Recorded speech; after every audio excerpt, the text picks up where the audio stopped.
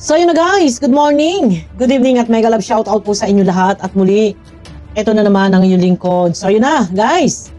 At bago yan, ito ang ating topic ay patungkol po kay Boss Bobby TV na hinahamon po si Teacher N. Patungkol dun sa 30% na dapat ay ito ay i-share ng bawat Kalingap partners kay dito sa Kalingap. No, yan. Ay, ano ba ito, Teacher N? Sino ang nagsabi sa iyo na 30% ang dapat i-share ng isang Kalingap partners, mapa-reactor, mapa-charity vlogger? So ngayon, may hamon sa iyo si Boss Bobby TV na ilabas mo ang resibo, ilabas mo ang ebidensya. Kung sino ang nagsabi, wala namang problema. Kung ang order talaga mula sa kataas-taasan ng Kalingap ay 30% ang bawat share ng bawat isa, wala namang problema.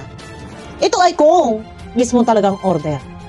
Pero nakatutok nga daw po si Bobby TV sa live, sa mga announcement, wala siyang nakita, wala siyang narinig na merong ganong announcement, merong ganong update. Pero yan, bago, guys, samahan niyo muna ako dito sa video ni Boss Bobby TV, hamon kay Teacher N na ilabas. Kasi nga naman, ito kasi guys, ay kung totoo, ay malaking butas po ito kay Kuya Bal. Na, siyempre, may mga kalaban tayo dyan. Baka naman sabihin, bakit naman ganito? Na nakalaki-laki. At saka bakit kailangan talaga na magsalita sa live? Bakit kailangan i-live ang mga ganitong usapin na ika nga ay dapat ito ay sa atin lang? Tayo lang mag-uusap sa isang pribadong group chat, or kung meron man, magsasalita, magla-live, walang iba kung hindi si Kuya Bal, pero hindi na tayo pwedeng magsalita pa. Ayun na guys, samahan niyo muna ako.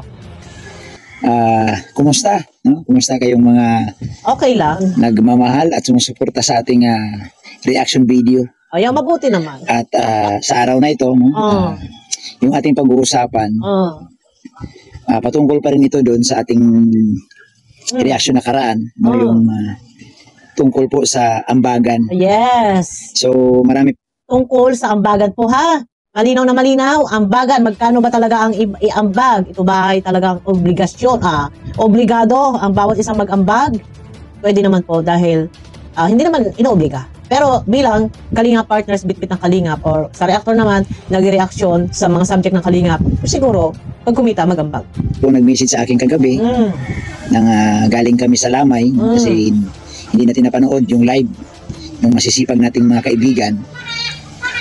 Yung mga sinasabing hindi napanood yung live ng masisipag na kaibigan, ito po, mga live po ni Teacher N. Doon po, tinalakay. Yung patungkol sa 30% di umano na dapat i-pledge or i-ambag. Doon, tinalakay. Nag-message lang sa atin yung ating mga supporter na isa nga tayo sa mga pinag-usapan at nagiging topic, no? Isa lang ibig sabihin nito. Once na napapag-usapan ka, napapag-chismisan ka, nagiging topic ka, isang malaking promotion yan.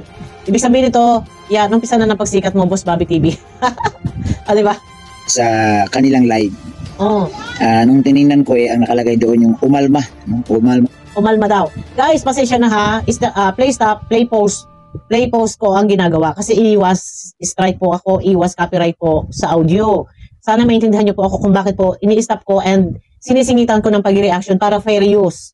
Hindi po ako makaka-copyright ng owner, or makaligtas man ako kay owner, kay YouTube, baka hindi po ako makalusot. Ano po? Sorry po. Daw ako sa 30%. No? Ano daw? Sa kanilang live. Nung tiningnan ko, ang nakalagay doon yung umalma. Umalma daw ako sa 30%. No? Umalma ka ba talaga? Or sabihin na natin, sige, umalma. Pero ang iyong hinahabol dito, ang iyong ipinaglalaban dito, doon sa 30%, sino nagsabi? Kasi based sa iyong vlog dito, wala kang nakita, wala kang narinig na may announcement si Kuya Bal. Pero ito yung nasabi nila Teacher N, saan ang galing? Yun yung hinahabol mo. Okay na umalma ka kasi wala ka nga namang naririnig na nag-announce si Kuya Bal. Bakit sila nakapagsalita ng ganon? Diba? Ito ba'y utos? Off cam? Go. Game tayo. Hindi tayo umaalma. Basta po, yung panukala na yan, i-aprobado. Okay. Aprobado, legit, or hindi gagawang kwento, or mismo nanggaling kay Kuya Bal. Tama ba? Hindi tayo umaalma. Ang sa atin lang, hinahanap ko lang yung legality. No? Yung ito ba'y legit? O baka naman gawa-gawa lang nila. Yon. Gawa-gawang kwento. Gaano katotoo? Meron bang binigay si Kuya Bal na 30% ang kailangan iambag ng isang Kalinga partners? Ito yung hinahabol ni Boss Bobby. Ito guys, ina-analyze ko lang ha para malinaw. Walang problema sa akin eh. Kung yan ba may basbas o talagang galing kay Kuya Bal na 30% ang ibibigay, why? Yun, why not? Sisikapin. Apin natin. Bakit? Wala namang problema nga. Yun ba talaga yung order? Na ito ay ipinatutupad. Ito yung order galing sa kataas-taasan sa Kalinga.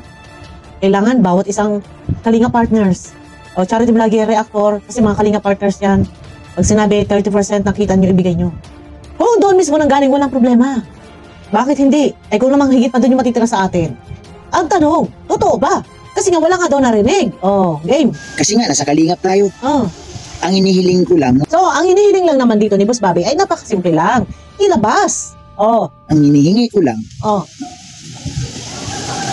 Ilabas kung sino ang may order nito. Yun, malinaw. Kasi nga, wala daw siya narinig. Wala siya nakita na may announcement. Noon pa man wala din ako naririnig. Ito lang yung gusto niya mangyari. Sino ang nagsabi? Sinabi ba ito ni Kuya Bal? Sabi nga niya, nakatutok siya, nakamonitor. Sa bawat announcement, wala siyang narinig. So bakit nakapagsalita na ganito sila, teacher? Ito ay utos ba? Ano ko lang, wala masama magtanong. Inutos ba ni Kuya Bal off-cam? Or kung hindi inutos, malamang ito'y gumagawang kwento. Hinahamon, ilabas mo. Ang ebidensya na sinabi ni Kuya Bal 30%. Kung hindi, gawang kwento. Yun lang naman yung hinahabol ni Boss Bobby TV 143. Diba? Magbigay kayo ng solid evidence. Hindi lang pwede yung, kasi malaki naman ang views mo, dapat 30% ka. Dapat hindi ganun. No? Ito lang yung pag-usapan natin. No? Wala nang iba. No? Huwag na tayo mandamay. Huwag na tayong Ako nag-ano lang, kasi bakit nga si Boss Bobby TV umaalma. Hindi lang, based sa aking observation, siguro hindi lang ito. Yung issue yung kanyang hinaing. Ito ay patungkol din sa mga tatanggalin or mga tinanggal na or mga matatanggal pa sa Kalingap dahil na-mention din yung kanyang pangalan. Huli sa lahat ng nabanggit, pero parang binawi, umambyo, hihilutin or pag-uusapan pa, pag-iisipan pa. May chance makabalik si Bobby. Kung sakaling nagtanggalan na, tinanggalan yung iba, may chance na mananatili si Bobby TV sa Kalingap. Gumamit dito. Kung yan galing kay Kuya Bal, subiit, ilabas nyo, ipresenta nyo. Kung usapan nyo ni Kuya Bal na pumapayag si Kuya Bal, why not? Yun. Kung merong sinabi si Kuya Bal, utos ba sa inyo, ilabas. Nasa ganon, walang problema. May magagawa ba? No? Kung yun yung order, yun yung utos sa kanila, ilabas. Kasi nga, malalim ang pinaghugutan ni Teacher N. Kasi kung meron mas sinabi si Kuya Bal, mas maganda, Kuya Bal mismo manggagaling. Hindi pwede iutos kung kanino man sa mga reaktor na 30% dapat ang iambag ng bawat isang Kalinga partners mapa-reactor or charity vlogger. Mas maganda kay Kuya Bal mismo marinig.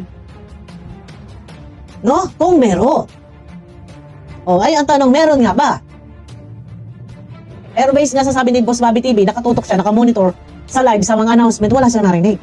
Ngayon, saan nagaling ito, Teacher N? Ito, wala, dito lang mga tanong lang yun sa akin po. Nakabase lang din ako dito. No, kasi kung sa part ko po ako, kung sa part ko, ako reactor, so nag-reaction ako.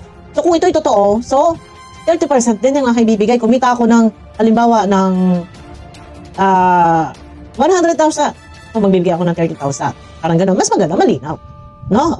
Tanong ko, kasi ako, nakaabang ako sa live ni Kuya Bal. Kung anong announcement ni Kuya Bal, inaabangan ko nga kung natanggalin ako ni Kuya Bal. Nakamonitor. May narinig. Wala daw siya narinig dito. Pakinggan nyo. So nakakaabang ako sa live. Sino ba ang hindi nanonood sa live? Kaya nga ako nakagawa ng ganitong reaksyon dahil sinusundan ko ang live ni Kuya Bal. Sinusundan niya, wala siyang narinig. Na 30% ang inyong i-pledge, ang inyong i-ambag, ang inyong i-share, ang inyong donation. Kaya siya nakagawa. Kasi base doon sa live nila Teacher N, na dapat daw sa Kalinga partners, 30%. Sabi daw ni Kuya Bal. Meron ba? Correction. Correct niyo ako, tama. So, umalma nga, kasi wala nga daw sinasabi si Kuya Bal. Pag ilatag niyo dyan, ipakita niyo sa akin na yan order ni Kuya Bal at pirmado ni Kuya Bal. Ako mismo ang unang susunod. Ako mismo ang... Yun, hinahamon kayo. Ilabas ninyo. Teacher, kung meron totoo, kung totoo to, off cam, iniutos sa inyo, or kung ano man yan, may kasulatan man yan, ilabas nyo yung resibo. Magsasabi pa sa iba. Pero kung ganito, no, na wala akong nakita, walang announcement si Kuya Bal sa Ano? kanyang live, Wala siya nakita. Eh, Walang announcement. alanganin yan. Oh. Alam nga niya, kung gawang kwento, totoo ba? Meron ba o wala? Yun. Yun dapat ang sagutin ni Teacher N. Alanganin yan. Dito siguro, huwag tayo masyadong pabida. Bida-bida. Ito na naman. Akala ko sa akin lang ito nanggagaling yung bida-bida eh. Alisin natin yung bida-bidahan attitude. Pwede naman siguro maging bida-bidahan ka kung artista ka. Eh kung hindi ka artista, huwag ka magpabida-bida, no? Bida-bida. Normal lang yan kasama na sa buhay. Magbida-bida. Bida-bida. Diba? Pag artista lang ba, pwede magbida-bida. Sige, hayaan na lang natin. Magbida-bida. Make sure na lahat ng sasabihin talagang makatotohanan. Merong resibo. Diba? Teacher N, ilang reactor sana may resibo lagi. Meron kayo paririnig. Meron kayo pakikita. May kung kachat nyo, si Kuya Bal, inutos na gano'n, ilabas ninyo. Para hindi kayo naka-question. Huwag mong sabihin. Galing yan sa founder. Alam nyo, ako, sa totoo lang, mga kababayan, likas akong masunurin. Dahil yan ang turo sa akin ng magulang ko. Sumunod. Ito kasi si Boss Bobby TV, ito, never ko nakita nakipag-awat. Minsan may, kung magsaribatal, may rumiribatal sa kanya, sumasagot, isang beses, inak na. Hindi siya nakikipag-awat. Sa nararapat. Pero kung pasundin mo ako, na galing lang sa'yo, tika lang.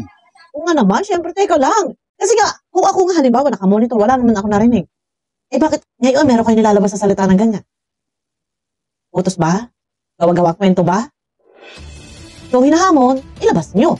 Yung patotoo na talagang 30% ang sinabi. Base nga daw sa sinabi ni Kuya Bal, 30%. Ilabas nyo. Wala namang problema. Yung hamon. Tanungin muna kita. Sino ba nag-order niyan? Sino ba nagbigay sa'yo ng mandato? Sino nga ba? Teacher N, tinatanong ka ni Boss Bobby TV.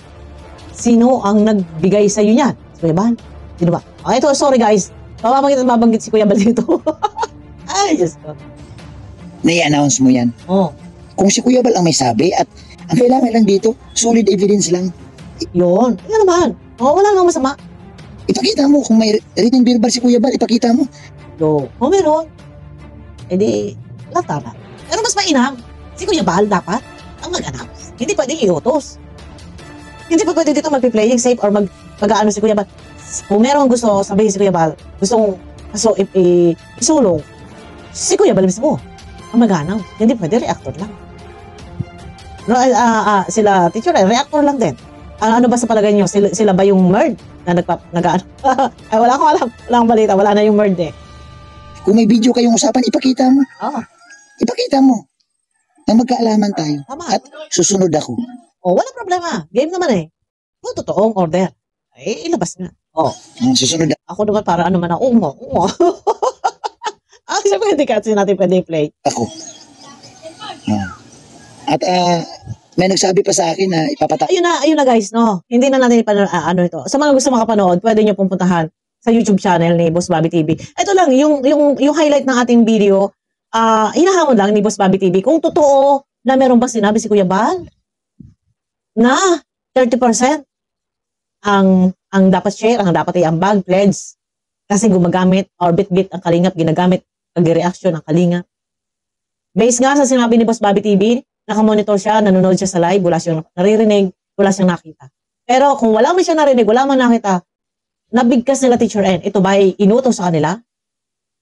Ngayon, kung inutos man, maglabas ng ebidensya. Hindi pwedeng salita lang. Pero kung meron man talaga, at ito yung order, ito yung gusto mangyari ni Kuya Bal. Para sa akin, mas mainam. Si Kuya Bal, dapat ang nagsalita.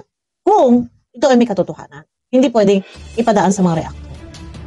Yun lang po yung sa akin.